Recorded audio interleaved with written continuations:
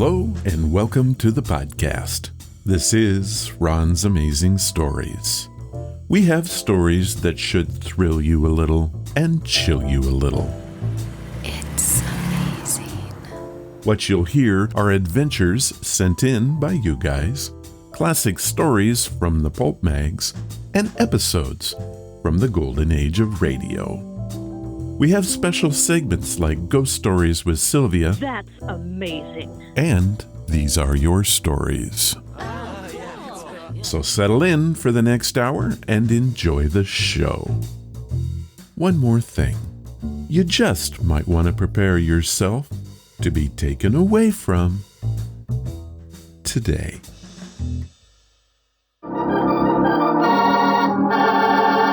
Another 5-minute mystery.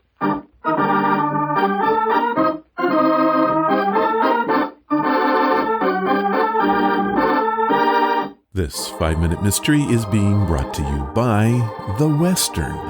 Some say it's a state of mind, while others say it's a way of life. The latter, I'm afraid. And that would be your opinion. For me, it is a state of mind, and here is our story. Oh, goody. Hello? Hello, Coroner. This is Sheriff Slade. Oh, yes, Sheriff. What can I do for you? Seems there's been some excitement out at the X-Bar Dude Ranch. One of them dude vacations is dead as a coyote. Okay, Sheriff. I'll meet you out there in about a half an hour. Right?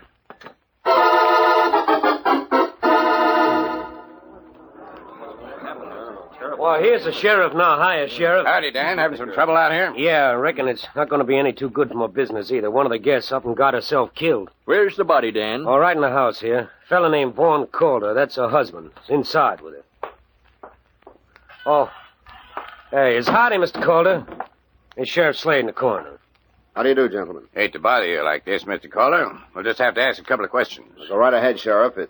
I'm rather broken up, but I'll try to be of some help. Vaughn, I just heard. I'm so terribly sorry. But maybe it's for the... Oh, I didn't know that. That's all right, Nora. This is Sheriff Slade in the coroner. This is Nora Bradley, gentlemen. Any relation to you, Mr. Calder? Why, no, we're going to be married, that's all. Then I reckon you and your wife weren't hitting it off so well.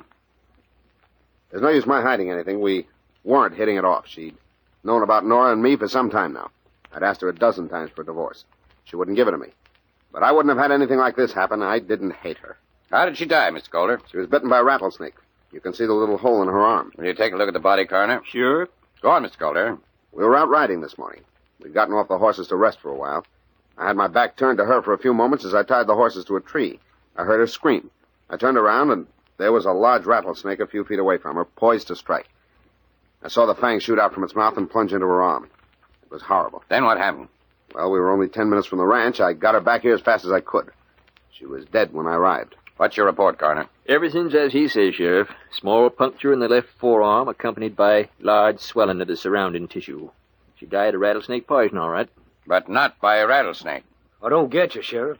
You've had a murder on your ranch. Vaughn Calder murdered his wife. Have you found the clues that led the sheriff to accuse Vaughn Calder of murder? The solution in a moment. But first...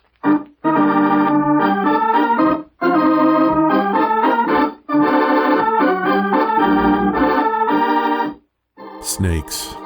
Why did it have to be snakes? Wrong. Don't tell me you're afraid of them. No. Didn't you catch my clever nod to Indiana Jones? Oh, that movie fella. Not just a movie fella.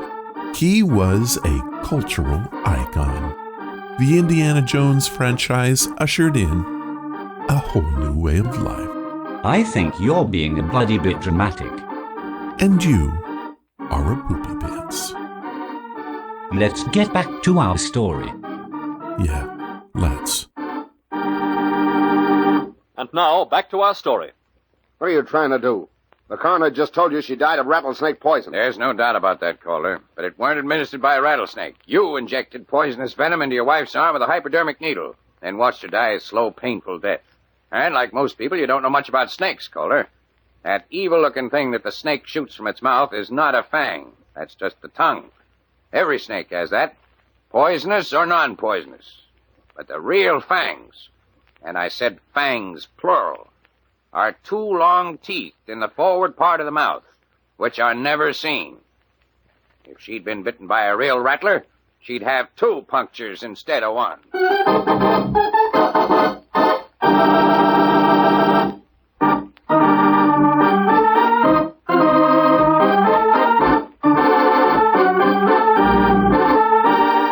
Well, we had a murder at the X-Bar Ranch. Rather advantageous considering that we have a Western theme today. We do.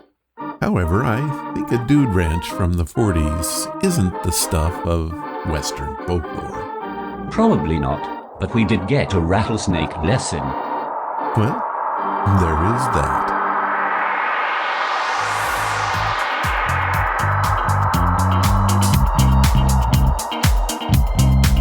What's that you say?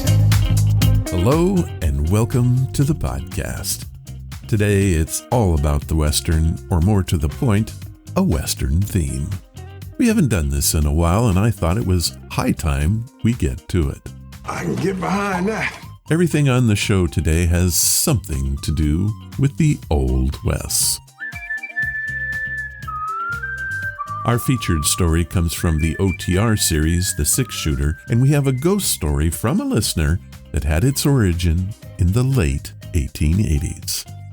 How about that? Even our Audible review is all about the Texas Rangers. So we truly do represent. But before we get to all that, I have a bit of news for you today. The podcast is getting an upgrade. I have not bought any new hardware for the show in a very long time and thought now is the time to do it.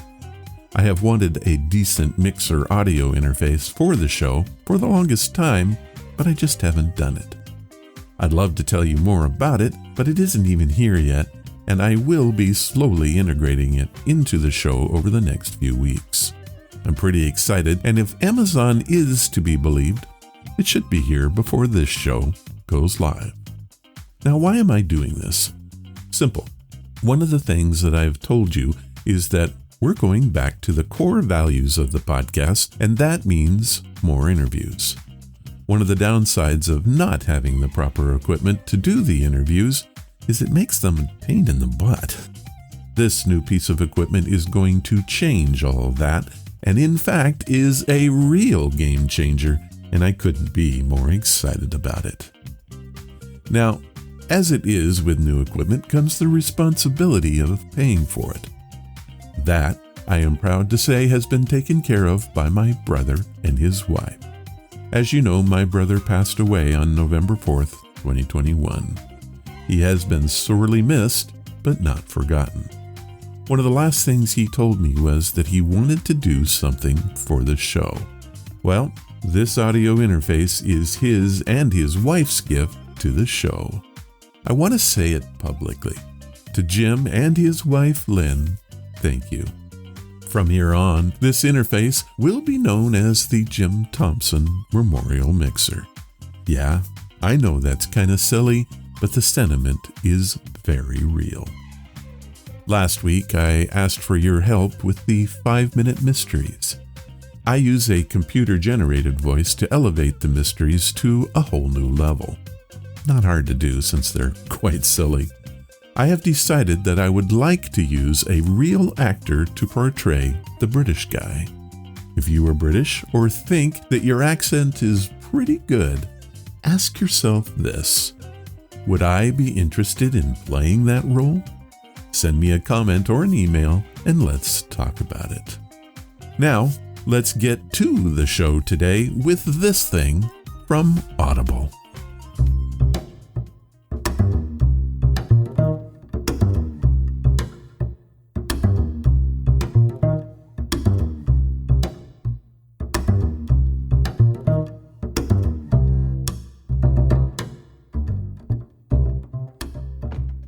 Today's podcast is brought to you by Audible. Get a free audiobook and a 30-day free trial at audibletrial.com/Ron's Amazing Stories. They have over 180,000 titles to choose from for your iPhone, Android, computer, Kindle. Whatever you have, you can listen to Audible on it. So what am I listening to? The Texas Rangers, A Century of Frontier Defense by Walter Prescott Webb. This book was written in 1935. It is somewhat grayed by the prejudice of the time. However, to pass it up for that reason would be to do yourself a disfavor. This book has more Texas history than anything I've read. And while most of that history centers around the Rangers, that does nothing to prevent us from gaining a perspective on Texas you've probably never seen before. Here's a clip from early in the book.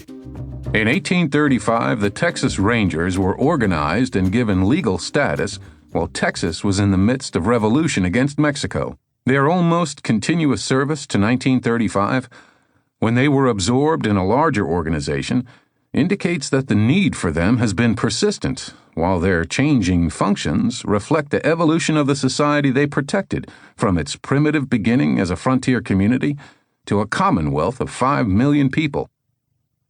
Though his duties have varied from decade to decade, the Ranger has been throughout essentially a fighting man.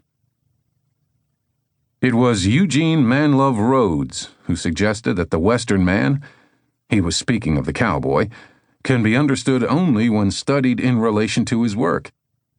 And so it is with the Ranger. When we see him at his daily task of maintaining law, restoring order, and promoting peace, even though his methods be vigorous, we see him in his proper setting, a man standing alone between a society and its enemies. When we remember that it was his duty to deal with the criminal in the dangerous nexus between the crime and the capture, when the criminal was in his most desperate mood, we must realize that neither the rules nor the weapons were of the Ranger's choosing. It has been his duty to meet the outlaw breed of 3 races, the Indian warrior, Mexican bandit, and American desperado on the enemy's ground, and deliver each safely within the jail door or the cemetery gate. It is here recorded that he has sent many patrons to both places. As strange as it may seem in some quarters, the Texas Ranger has been, throughout the century, a human being, and never a mere automaton animating a pair of swaggering boots, a big hat, and a 6-shooter, all moving across the prairies under a cloud of pistol smoke. Surely enough has been written about men who swagger, fan hammers, and make hip shots. No Texas Ranger ever fanned a hammer when he was serious, or made a hip shot if he had time to catch a sight. The real Ranger has been a very quiet, deliberate, gentle person who could gaze calmly into the eye of a murderer, divine his thoughts, and anticipate his action. A man who could ride straight up to death. In Fatal Encounter, the last resort of a good officer, the Ranger has had the unhurried courage to take the extra fraction of a second essential to accuracy, which was at a premium in the art and the science of Western pistology. The smoke from such a man's hand was a vagrant wisp, and never the clouds read of in books written for those who love to smell powder smoke vicariously. The method of telling the story of the Rangers at work has the added merit of revealing the relative nature of the workman. From the records emerge in successive chapters the dominant figures who have shaped the tradition and made the story what it is by their achievements.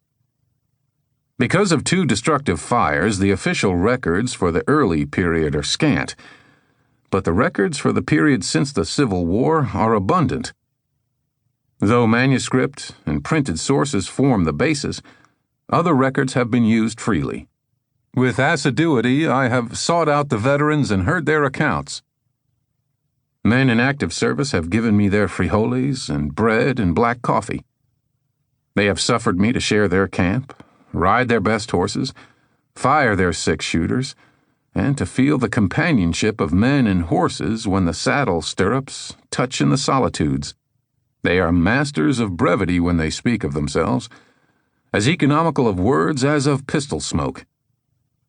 We had a little shooting and he lost, was the way one told the story of a personal encounter. They do not respond to direct questions of a personal nature, and it is best not to ask them. "I have been accused once," responded one whose exploits would fill a book. "We were camped out on the Pecos.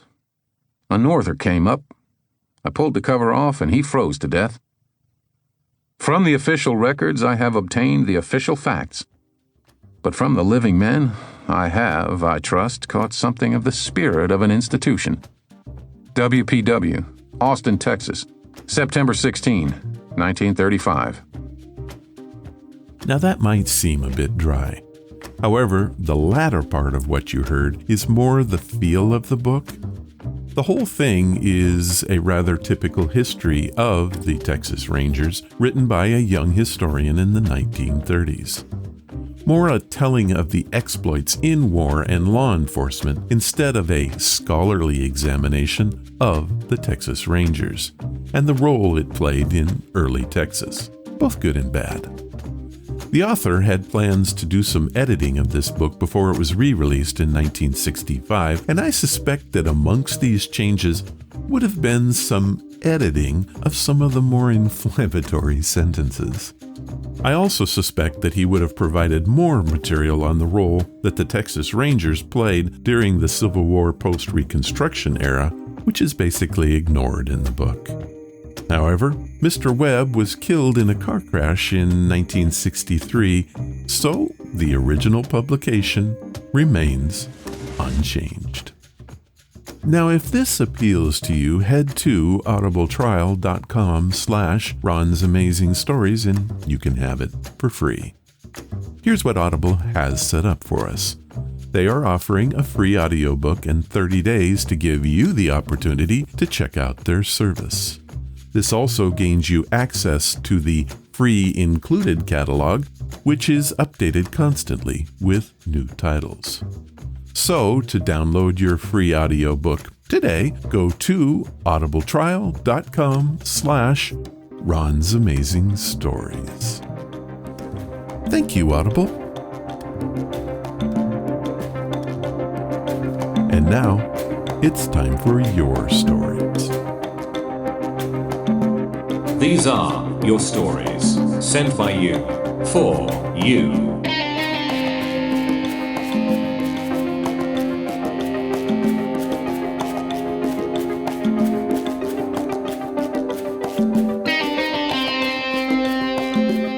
Our story for this time comes from New Mexico. We sure do get a lot of them from there. It was sent in by Carl Alexander, who lives in Santa Fe, and has titled his story, Blackjack Ketchum Lives On. Before we get to Carl's story, here's a bit of background. Thomas Blackjack Ketchum was the only person hanged in Clayton, New Mexico.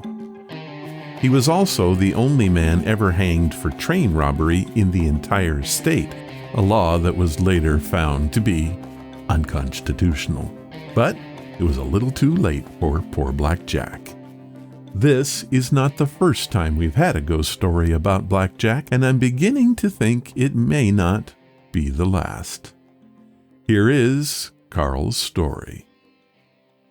Hello, Ron. I want to tell you about a meeting I had while camping at the Philmont Scout Ranch. I and several other scouts were backpacking through the mountains, visiting various historic sites, including an abandoned gold mine, a ghost town, and one of Blackjack Ketchum's outlaw hideouts. The hideout was a large rock overhang, and we thought it would be fun to camp there for the night. However, our leader insisted that we stay at the nearby designated site.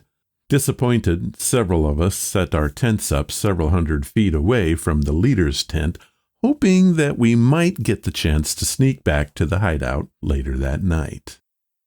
About 11 p.m., when the rest of the camp was fast asleep, 5 of us gathered our sleeping bags and quietly stole back to the hideout.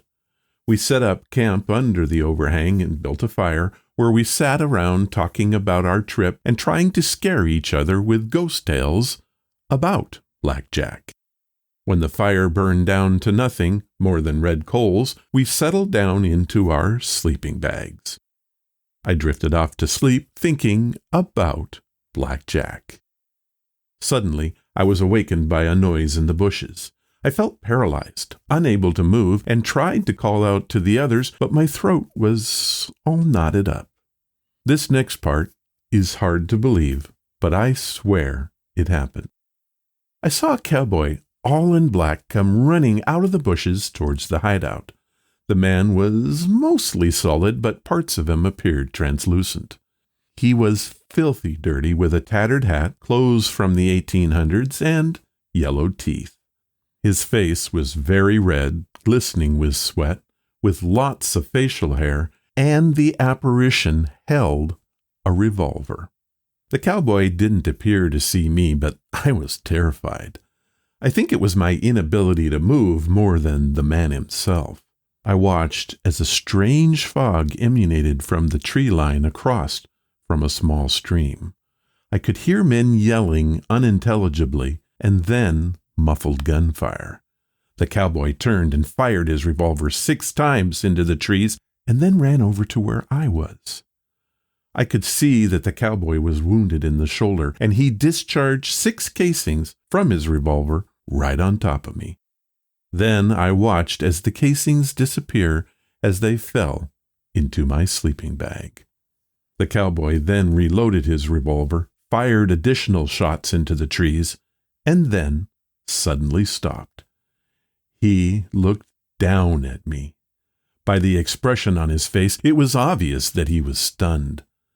The cowboy seemed to be confused, then uncocked his pistol, looked right at me, and said, "You're not supposed to be here." Then he disappeared into thin air.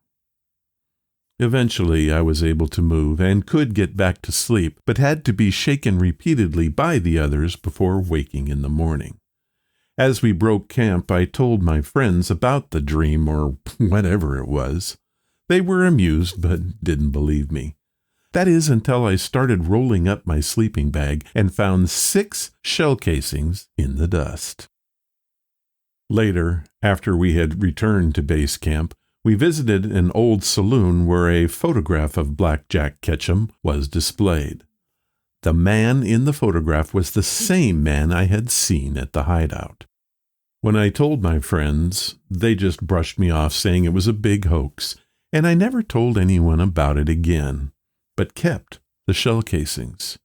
Years later, I took the shells to a gun historian who said that they were dated from somewhere around 1878 and were almost in brand new condition.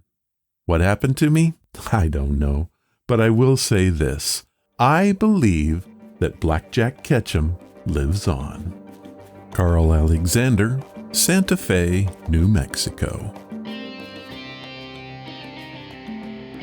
Carl, who am I to argue? What an incredible story, and I would say it was all a dream if not for the casings. I guess my question to you is, do you still have those casings? And if so, I would love to see a picture of them. To Black Jack, I say, you are welcome to come on Ron's Amazing Stories anytime you want. Thank you for your story, Carl. Well, that's it for this time. If you have a story that you want to share, like Carl did, head to the main website at ronsamazingstories.com, click on the story submission banner, leave your story, give it a title, and please tell me where you're from. I'll read it if I can.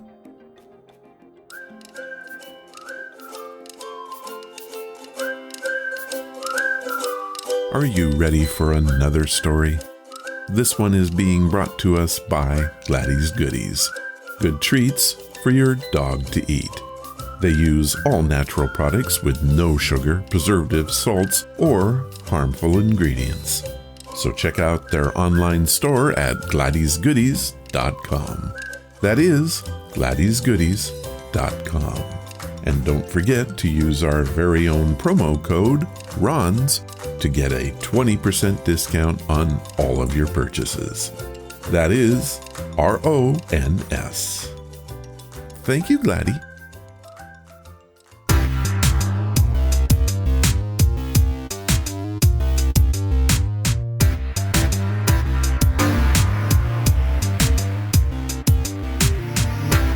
Our featured story for this week is a Western.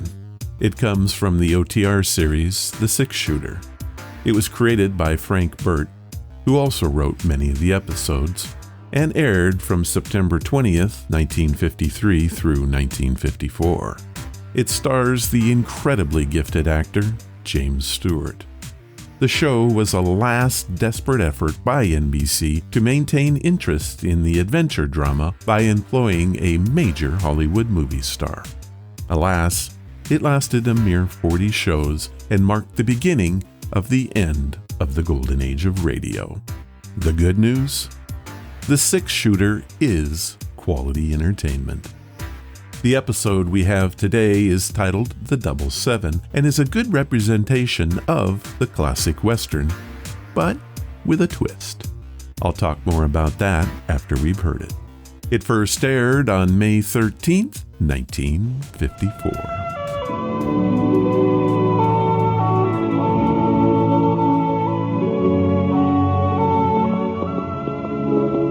The man in the saddle is angular and long-legged. His skin is sun-dyed brown. The gun in his holster is gray steel and rainbow mother of pearl. Its handle, unmarked. People call them both the Six-Shooter.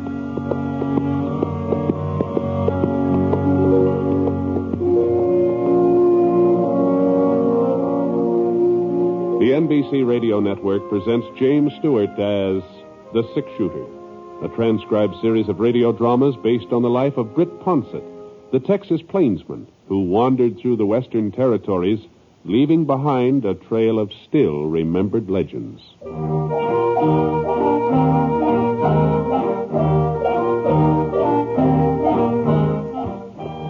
Halfway Creek sure wasn't much of a town. Oh, that was a general store and cafe, rooming house, and a blacksmith shop. That's about all there was to it. And I'd never figured out where the place got its name, either. It didn't seem to be halfway to anything. As a matter of fact, it was right at the end of the trail from Santa Fe. The only thing further west was a couple of small farms and Gid Bascom's Double Seven Ranch. That's where I was heading, the Double Seven, to see if I could sign on with Gid for the spring roundup. Oh. Wow, it didn't look like I was going to have to ride out all the way.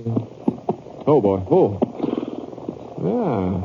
Well, there was Gid himself pounding down the main street, 5 or 6 fellows behind him. Well, if he had that many men working for him already, he probably wouldn't have much use for me. Hey, Britt Ponsit. Howdy, Gid. Where in the name of Moses you come from, Britt? Oh, no place special. I was laying some railroad track out of Denver for a spell, but then I thought it was about time for me to hit the saddle again. Well, if you're looking for a job, we can always use an extra hand, can't we, boys? Well, it's mighty nice of you, Gid. To tell you the truth, I was sort of hoping that you had room for enough. Well, go on, Britt. Oh. I guess you've got enough help here without me. Well, my outfit's been growing since you were through here last. But we're stretched clear over to Apache Hill. You don't say. It takes a lot of riders to cover that much ground. Yeah, I guess it does. Oh, come on, then. Let's go. We're on our way back to the Double Seven right now. Mm-hmm. Well, maybe next roundup, Gid. Well, what's the matter with you, Britt? You said you were looking for work. I reckon I'm what changed Ponsit's mind, Gid. I reckon he's a little too fancy to ride alongside me. Huh? How about it, Six-Shooter? You boys know each other? We met up. Yeah. Well, take it easy, Gid. I'll be saying it. Now, hold up a minute, Britt. You go ahead, boys. I'll catch up with you. I want to talk with Ponsit. You're wasting your breath. I'm still boss of the Double Seven, Clint. I don't need no advice from you. Sure, Gid, sure.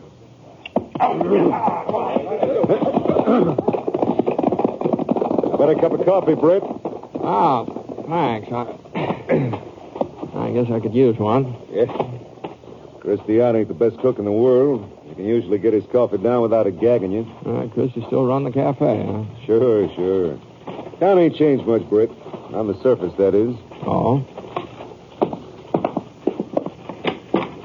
Oh, well, come on in, Mr. Bascom. Come on in. Hello, Christy. You remember Britt Ponsit?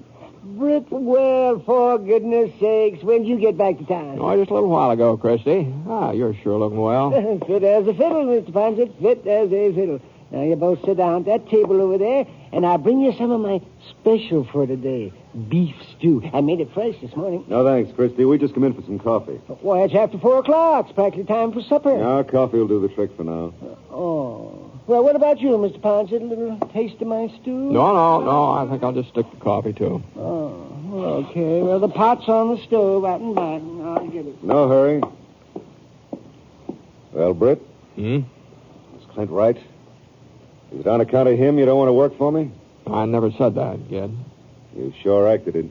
Well, to tell you the truth, I was sort of surprised that you'd hire a man like Clint Sutton. Britt, I just didn't have no choice. Oh? Like I told you, the Double Seven's been growing. When a ranch gets big, well, I guess a man's bound to make enemies. He needs somebody who's handy with a gun around. Mm-hmm. You never had any enemies before, kid. Yeah, well, times are different now, Britt. What do you mean by that? Well, you remember those sod busters down by the creek, Perry Waddell and Fred Garver? Sure. Well, there's been some new ones move in the last year or so. Well, that isn't your land along the creek, is it? No. Never claimed it was. I always figured there was plenty of space around here. Room enough for me and them nesters, too. Well, I ain't been like some of the other ranches. You know that, Britt. I ain't never tried to run the sod busters off or burn them out. Live and let live. That's what I always said. I try to practice my preaching, too. Here's your coffee, gent. Right off the stove. There we are. You sure you won't have nothing else? Oh, thanks, Christy. Here you go. No, hold on. Keep your hands away from your pockets, Britt. I guess I can afford a couple of cups of coffee. Oh, well, thank you, Mr. Vasquez. Say, I've got some bread in the oven, so if you want anything more, you just holler. Boy. You better saucer it for a spell. Let it cool off some, huh? Wow. It's not the heat, it's the taste. Gee whiz, that stuff's... Well, it's as bad as the coffee I make myself. Worse. Yeah, I guess it's a good thing we didn't order none of Christy's stew. Yeah, it is. Anyway, Britt, about Clint Sutton. Now, there was a good reason for hiring him. They've been stealing my cattle. What? Yeah, them nesters. Now, there ain't any doubt about it. My tallies are short. After the roundup, I'll know for certain how many they got away with. Well, now, Gid, it doesn't stand to reason that men like Waddell and Garver would rustle your animals. They're in a rough spot as it is when they're living right next to the edge of your ranch. Well, they must know that you could shove them off of there if you took a mind to it. I guess they know that all right. Anyway, one of them tried to shoot me. Were you sure of that? No, I didn't see who it was, not for certain. But there ain't been any strangers around Halfway Creek lately, so... Sutton's a stranger. I hired him after the shooting. I had to have somebody, Britt. My own boys ain't very fast with a gun. They ain't had much experience lately. Now, Gid, you're just asking for trouble bringing Clint Sutton in here. Britt, the trouble's already started, and I didn't start it. They did. Of course, if I had known you were coming into town, I wouldn't have taken Clint on. Well, if what you wanted was a gun, I'm not the man for you. I reckon Clint is. Well, that's the way you feel, Britt. That's the way I feel. Maybe you'll change your mind after things quiet down. Or maybe there won't be a serious mix-up now that them sod busters know that I mean business. I wouldn't count on that, Gid. Well, thanks for the coffee.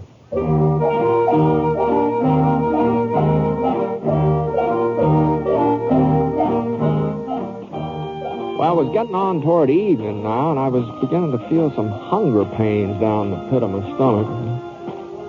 Oh, I sure didn't like the idea of sampling Christy Ott's stew, though. I figured I'd be better off to buy some cold grub at the general store, so I headed across the street. Just as I started to go in the front door, I saw somebody staring at me from behind a wagon over to the blacksmith shop. The sun was directly behind him, so I couldn't tell who it was exactly. Not until it came around into the shade. Britt? That you, Britt? Huh? Yeah. Well, don't you recognize me? Perry Waddell? Oh, sure, Perry. Oh, the sun was in my eyes. I couldn't see. You busy, Britt? No, not especially. Well, I'd like to talk to you if you got a minute spare. Busted one of my wagon wheels this morning. I'm waiting for Sam Todd to see if he can put it together. Mm-hmm. Well, how have things been going with you, Perry? Not so good, Britt. Not so good. Yeah, I was just talking to Gid Bascom. What's behind the trouble, anyway? Same old story, I reckon. Big ranch, small farms, there just ain't room for 'em both. There's always plenty of room before. Perry, Gid tells me that some of his cattle are missing. Oh, that's just his excuse to get rid of us. Uh-huh. And I ain't no thief, Britt. Oh, of course not, Perry. But I understand that they've been some new families moving in, is that right? Any farmer who'd steal from Gid's herd, he'd be plumb loco. He'd just be asking for Gid to burn him out. Yeah, that's true enough. I suppose Gid told you somebody took a shot at him, too, and said it was one of us. He mentioned something about it, yeah. He just needed a reason for bringing that Clint Sutton in here. Clint's a killer, pure and simple. Ain't bad enough that Gid wants our land. He's got to hire a gunfighter to take it away from us. Well, Gid never objected to your farms before, Perry. There was always plenty of other land waiting for him. Now he's pushed his ranch clear to Apache Hill. He can't go no farther in that direction, so he's got to spread east. And we're in his way. It just somehow doesn't sound like Gid. He sure seems sincere when I talk to him.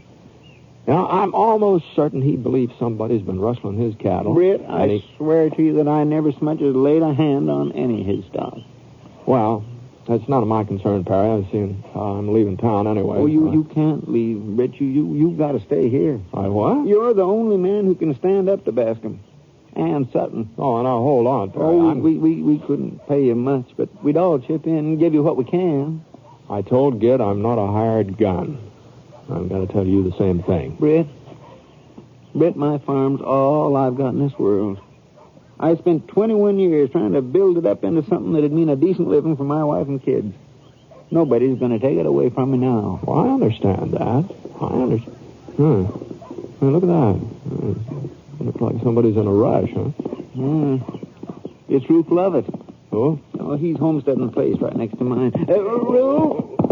Ruth, what's your hurry? I gotta see you, Perry. Sure? Yeah, but it's real important. Well, I was just going into the store anyway, so I'll see you later. No need for you to rush off, Britt. Ruth, this here's Britt Ponsit. You can speak your mind in front of him. Six-shooter? That's right.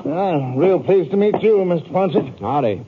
Now, what's all the fuss about, Ruth? They're gonna burn us out tonight, Perry. You sure? Yeah, one of Gid's own men told me. Well, I was just talking to Gid just a little while ago, Ruth. He never had any intention then. Maybe he's changed his mind since then, Mr. Ponsit, or maybe he didn't feel like advertising what he's up to. Now, Perry, we got to get together, all us farmers. Oh, sure, Ruth, sure. We'll hold them off. Hold them off? Why, we wouldn't have a chance against a man like Clint Sutton. Well, we got to do something. We got to fight back. Yeah, we'll fight back, all right, but on their own ground. What do you mean? Well, they'll be riding toward our farms tonight, Gid and all his boys. There won't be a soul over at the Double 7. Yeah? We'll show Gid Bascom he ain't going to have everything his way. We'll burn him out while he's burning us. Oh, Ruth. Now, I sure don't see what you'll accomplish by that, Ruth. Gid'll think twice before he tries to shove somebody else around. That's what we'll accomplish. Maybe so, but it won't save your farm. Well, what else can we do? Well, you might try talking to Gid, see if you can find out what's eating him. Talk's a waste of time. Oh, I don't know, Ruth. Maybe he'll listen to reason. Has he ever listened to us before? Well... Besides, what about Clint Sutton? Who's going to reason with that gun of his? Yeah, I kind of forgot about Clint. Britt? Now, Perry... Britt, talking to Gid is your idea. Yeah, I know it is. I know, but Oh, doggone it, Perry. All right, I'll see if I can head him off. Now, you and Ruth go back to your farm. Stay put, huh? Okay, Mr. Ponsit. You don't know how much this means to us, Britt. Yeah, I see. Got it. Maybe someday I'll learn to keep my doggone ideas to myself.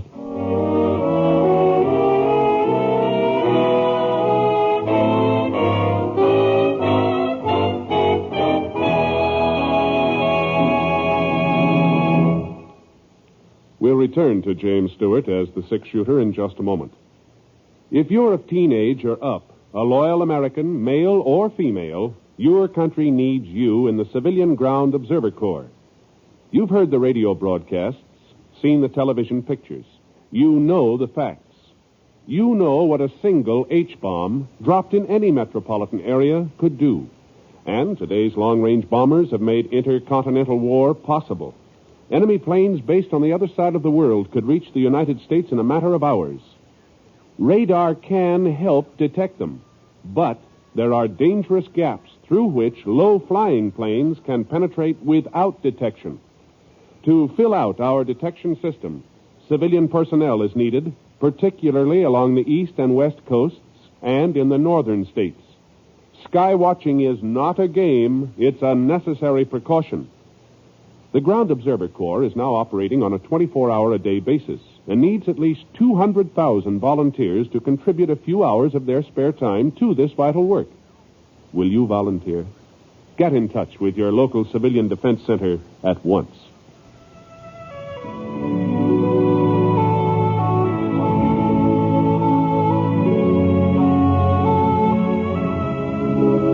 Now, Act 2 of The Six Shooter, starring James Stewart as Britt Ponsit.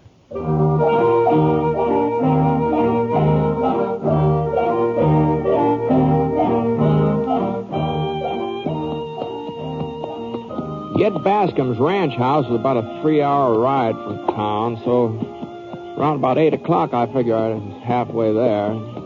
The moon was just beginning to silver up the top of Apache Hill. I hadn't been too sure of the trail, but now that things were lightening up some, I gave Scar a little nudge. Come on, let's go on. It was real sandy country. A clump of purple sage every now and then, once in a while a pine tree or two. And we must have covered about 4 miles, and then we came to a little creek. From there on, the trail started to wind into a kind of a jagged ravine with a couple of tall yellow rocks at the mouth, sort of sticking up straight in the air like a couple of fingers. We were just getting past those rocks when I heard what sounded like about a half a dozen horses coming toward me. Whoa, whoa, whoa. Whoa, Scar. I pulled up and waited. Oh. Howdy, Ged.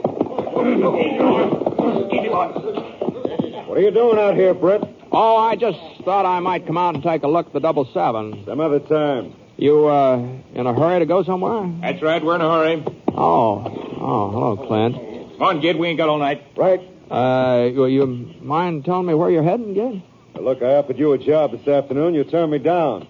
I don't see where anything I do from here on in is your concern. No, it sure isn't. But I was just noticing, it looks to me like you've got the whole crew with you. What if I have? Well, that must be something kind of important to take you all the way out here, away from the ranch this time of night. We're going to burn out a bunch of thieving rustlers. Is that important enough for you, Ponsit? Thanks. Well, you might as well know it. You can't do nothing to stop us. What happened, Ged? You weren't planning anything like this when I talked to you a little while ago. Clint found 5 of my steers over in a canyon behind one of them farms. Well, maybe your steers got lost. Maybe they just strayed over that way. And hobbled themselves? Well, even so, it seems to me like this is a matter for the law. There ain't no sheriff in Halfway Creek. You know that, Britt. Well, there's a sheriff at Bixby Falls. Somebody go over and get him. You get him if you want him, Ponsit. We got other things to do. No. Come on, Gid. No, I wouldn't let Clint hurry me if I was you, Gid. What difference does it make? It might make a lot of difference. Seeing as how those farmers were talking about paying you back if you go after them. I'd sure like to know what they could do. Well, they sort of had an idea that they could burn down the Double 7. What? Well, they sure must want to get themselves killed. Uh-huh. It doesn't look to me like there'd be anybody there to kill him, Sutton. Look, he's lying. He's just trying to stall us. Do you think I'm lying, Gid? Turn around, boys. We're going back to the ranch. Well, you're crazy, Gid. Them nesters wouldn't be I fooling said us. turn around. Now, let's go.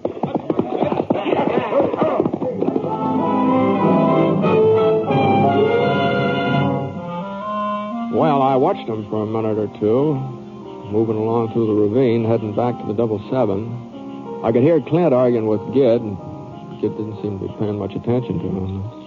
Then I swung Scar around toward Halfway Creek. Must have been about 30 minutes later when we came down to a narrow stretch of trail that twisted down the side of the cliff. Easy, boy. Easy. The moon was sliding under a thick milk-white cloud, and the rocks and the trees started fading into night shadows. For a minute or so, everything got real still. Even the crickets.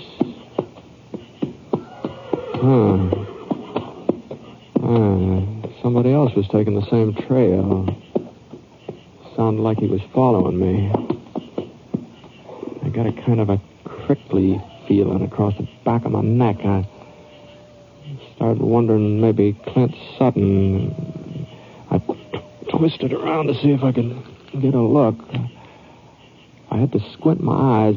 Finally, I made out the shape of a horse about 40 feet back. He was just standing there nibbling on a couple of tufts of grass. Wasn't anybody in the saddle. And right then the cloud over the moon started skidding away, and the trees began coming back to size. I was just about to give Scar a touch of the spur when I saw him, crouching low behind a clump of pines. I saw something else, too, a little glint of metal. Whoever it was had a gun. I jerked out of the saddle and hit the ground. Looked around for cover. His aim was close. It was too darn close. Well, it couldn't be Sutton. I knew Clint's style of gunplay. He might miss one shot, and he wouldn't miss twice. And then I spotted a little gully a few feet to my left, and I crawled toward it, keeping as low as I could. I was almost there before he had a chance to fire again. When he did, I started rolling, and I tumbled down into the draw. I took out my gun. I was hoping he'd think he'd hit me, that his bullet had sent me over the side. I couldn't hear him move. I pressed flat, and I pulled up behind a couple of big tumbleweeds. I sort of cut down my chance of him spotting me. He was coming now. He was going to be at the edge of the gully in a couple more steps. I shoved my gun up and sort of gauged where I thought he'd show. Then a leg came into sight. Not more than 6 feet away. Then his body swung up into view. And just before he fired, he went down on his knees fast. I swung out of the way, and his bullet cut through one of the tumbleweeds. I gave it a shove, and the wind sort of caught it. He fired again, but he wasn't firing at me now. He was firing at the weed. And he had to rise up into sight to get aim. My bullet slapped him on the shoulder, and for a minute he sort of hung in midair and teetering on the edge of the draw. And then he pitched forward and toppled down beside me. And I turned him over. And got a look at his face. What? Well, what the thunder are you trying to do, Roof? You should have been able to recognize me. It wasn't as dark as all that. I recognized you, Ponsit. What? You shouldn't have meddled in this. Gid would have burned us out if it hadn't been for you stopping him. Well, you wanted him to burn you out? It's going to happen anyway, ain't it? Sooner or later. Well, not if Gid isn't forced into it. Big ranchers don't need no forcing. What are you talking about? I don't understand you, Roof. It was your farm he was going to burn. You're talking like that you hoped it would happen. You think I care about that farm? I had me a farm once down in Texas. Real good soil, brown, soft, rich, plenty of water, too. A man could grow anything on that land. Oh, what happened to it? Well, there was a ranch. Bigger than Gid's outfit, even. But it wasn't big enough. Not big enough to suit the fellow who owned it. He kept stretching out, crawling down from the hills, moving his fences closer and closer till one day they was right up against my property. He offered to buy me out. He offered me good money, but it was my farm. I didn't want to sell no matter what he was willing to pay me. Here, come on. I'll pull out your shirt, too. I'll try and see if I can get that bleeding to stop. Yeah. You think you'll be able to ride? I don't know. Give me a couple of minutes. Oh, sure. Well, go on now. You were telling me about your farm down in Texas. Ain't much more to tell. I wouldn't sell it. Nancy, she was my wife. She told me I was wrong. I'd have to give in, but I didn't listen to her. I should have listened and burned us out. I see. I wasn't there when it happened. I was in town. Nancy, she tried to stop him. He killed her. Oh, I'm sorry, Lovett. I killed her and left her there in the house while they burned it. Couldn't even give her a decent burial. There was... Now, take it easy, Ruth. Don't matter what becomes of me, Ponsit, not anymore. After Nancy... Well, afterwards I come up here to New Mexico. Figured maybe I could start over. Maybe things would be different, but there wasn't no different. There's always a ranch and a fellow like Gid Bascom to shove you around. I watched him spreading out clear to Apache Hills, and then when he couldn't go no further in that direction, I knowed he'd be coming my way. Well, I wasn't just going to sit around and wait for him like I'd done before. So you stole Gid's cattle. Is that what you're saying? Didn't have nothing to lose. I was going to be burned out anyways. I even took a shot at him, but I ain't much good with a gun. I guess I kind of showed that tonight. Well, it wasn't Gid who burned you out down in Texas, Ruth. Luke was a rancher, just like Gid. They're all the same, Ponsit, with their grabbing, burning, and killing. I figured if I stirred up enough trouble to force Gid out in the open, maybe then some of the other farmers would come along with me and we'd burn him up. He'd get a taste of his own medicine. I'd be paying Gid back for what he'd done to Nancy. But, Ruth, I can still see how it was that night. Smoke and ashes everywhere. First, I couldn't believe it that they killed her. I started to holler until my throat was so sore the sound just wouldn't come out no more. But she didn't answer me. I thought maybe she'd run off somewhere. I'd scared her, and she'd run away. And I saw her. Over behind a pile of smoking timbers. Her clothes was all burned out. That's what he'd done. That's what Gid had done. That wasn't Gid Bascom. Now, get a hold of yourself. I've got to make it up for Nancy. I got to burn the Double 7. And you're coming to town with me. Town? Come on now. Can you stand up? I guess so. Who are you? You come along. Now, here, let me give you a hand. Well, what about Luke Harper? Luke Harper? You ain't been listening to me. I told you I got to get even with Harper for killing my wife. That's what I was going to do tonight, burn down his ranch. Now, I told you. I know, yeah. Now, you told me. But you just better forget about that for now. Well, I couldn't forget. No, not ever. Come on, Ruth. Come on, you and me are going to town. Huh? Here, I'll help you on your horse here. Come on. Thanks, mister. Thanks a lot. You've been real kind to... Funny. There's something wrong with my shoulder.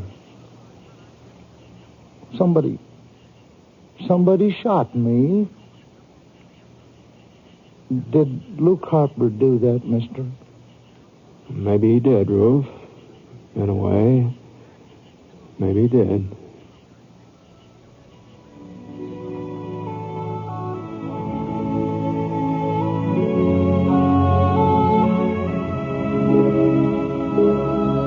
I took Ruth as far as Perry Waddell's house, and Perry went in to get the doc. It looked like Ruth was going to be all right. At least it looked like he'd get over that wound in the shoulder. But whether he'd really ever get well again, I guess even the doctor couldn't tell that. The next morning, Gid Bascom rode into town, found out what had happened. He said he was willing to forget about the stolen cattle and the other trouble Ruth had caused him. And he said he'd get rid of Clint Sutton, too. He didn't come right out and admit it, but I've got a hunch he was kind of sorry that he'd hired Sutton in the first place. It just goes to show you there's differences in ranchers like anything else.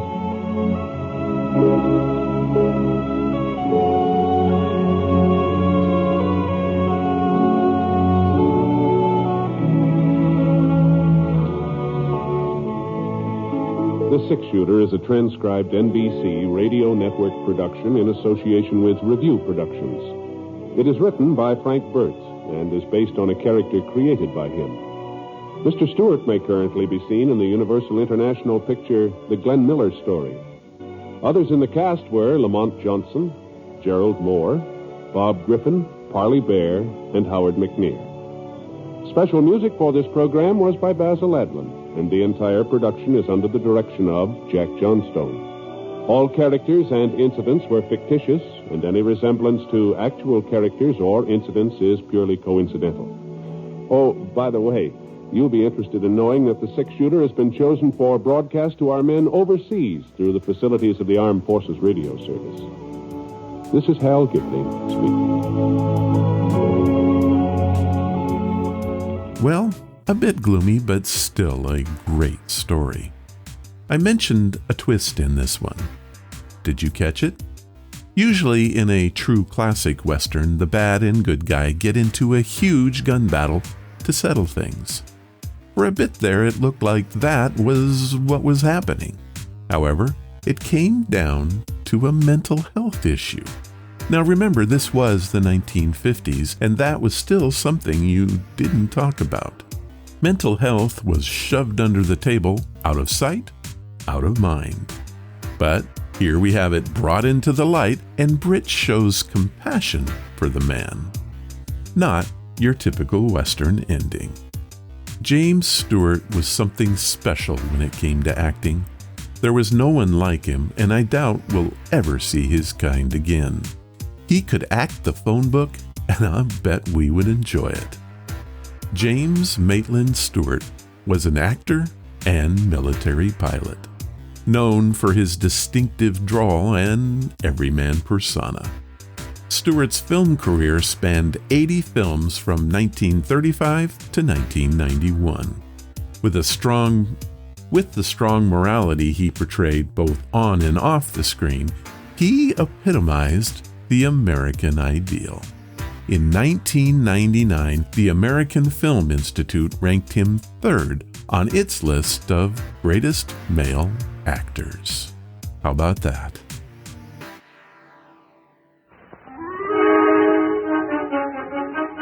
Hi, partner, Britt.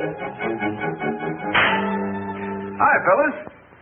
Roy Rogers. See, that's a pretty tricky hat, isn't it? Partners, how would you like to surprise your pals like that? Well, you can with my new Roy Rogers Quick Shooter hat. It's by Ideal. And here's how the Quick Shooter hat works. Just press this secret button right here, and a replica of an authentic Western pistol pops out and fires.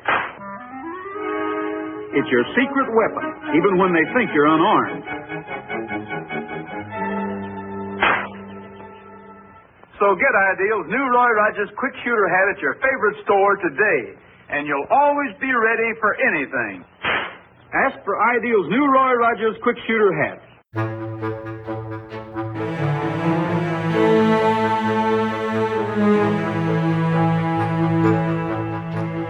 Well, partner, that was our Western Roundup and happened to be episode number 526.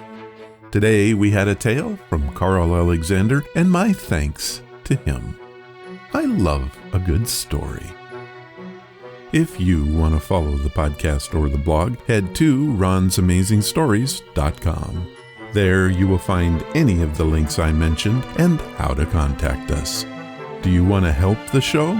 The best thing you can do is to tell your friends all about it, and please leave reviews or feedback wherever you listen.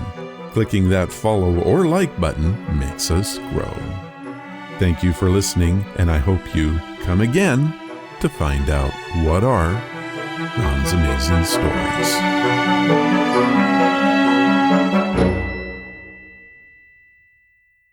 All of the vintage audio used in the podcast is believed to be in the public domain.